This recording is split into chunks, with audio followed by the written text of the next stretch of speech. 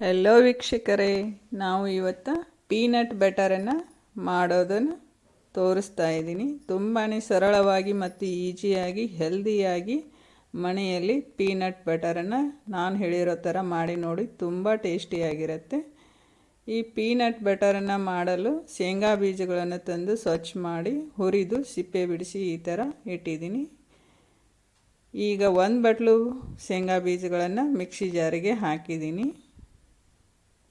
ಈಗ ಇದನ್ನ ಪೌಡ್ರ್ ಮಾಡಿದ್ದೀನಿ.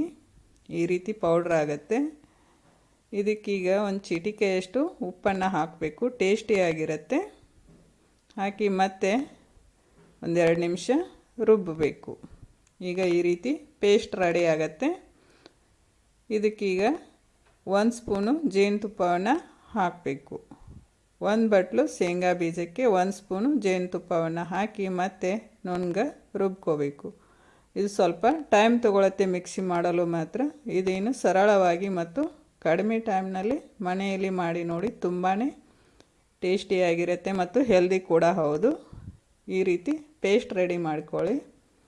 ಇದನ್ನು ಮತ್ತೆ ಈಗ ಸ್ಪೂನ್ ಸಹಾಯದಿಂದ ಎಲ್ಲವನ್ನು ಚೆನ್ನಾಗಿ ಈ ರೀತಿ ಬಿಡಿಸಿ ಮತ್ತೆ ಇದನ್ನು ರುಬ್ಕೋಬೇಕು.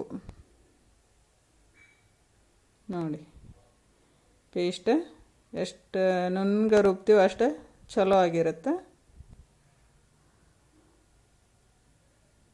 ಇದನ್ನು ಮತ್ತೊಮ್ಮೆ ಗ್ರೈಂಡ್ ಮಾಡಬೇಕು. ಪೀನಟ್ ಬಟರನ್ನು ಸರಳವಾಗಿ ಮನೆಯಲ್ಲಿ ಮಾಡಿ ನೋಡಿ, ಟೇಸ್ಟಿಯಾಗಿರುತ್ತೆ. ಇದನ್ನು ಬ್ರೆಡ್ಡು ಮತ್ತು ಚಪಾತಿ ಜೊತೆ ಮಕ್ಕಳಿಗೆ ಹಚ್ಚಿ ಸುತ್ತಿ ರೋಲ್ ಮಾಡಿ ಕೊಡಬಹುದು. ಟೇಸ್ಟಿಯಾಗಿರುತ್ತೆ, ಮಾಡಿ ನೋಡಿ.